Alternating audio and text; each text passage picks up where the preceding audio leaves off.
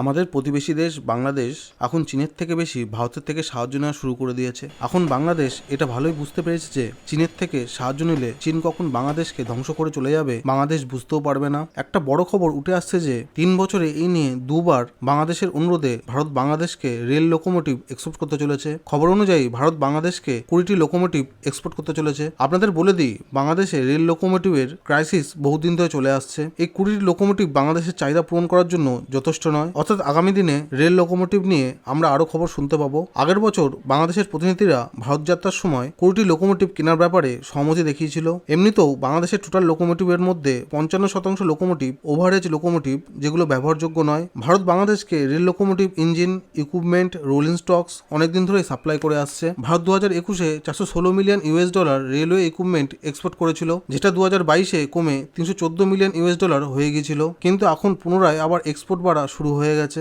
Report অনুযায়ী বাংলাদেশ তাদের railway ইকুইপমেন্টের চাহিদা পূরণ করার জন্য 70টি আলাদা আলাদা দেশ থেকে সস্তায় তাদের রেলওয়ে ইকুইপমেন্ট কেনে। যেখানে ভারত 1996 সাল থেকে বাংলাদেশকে তাদের রেলওয়ে লোকোমোটিভ এক্সপোর্ট করা শুরু করেছিল, এখনো পর্যন্ত 50টার থেকেও বেশি ধরনের লোকোমোটিভ এক্সপোর্ট করা হয়ে গেছে। কিছুদিন আগে ভারত বাংলাদেশকে একটা বড় সাহায্যের হাত বাড়িয়ে দিয়েছে।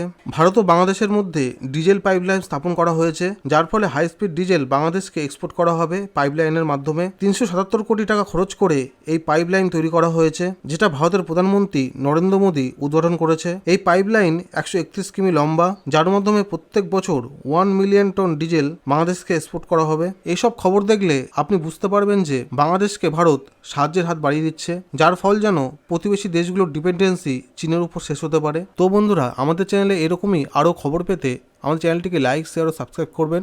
আমাদের সঙ্গে থাকবেন। জয় হিন্দ।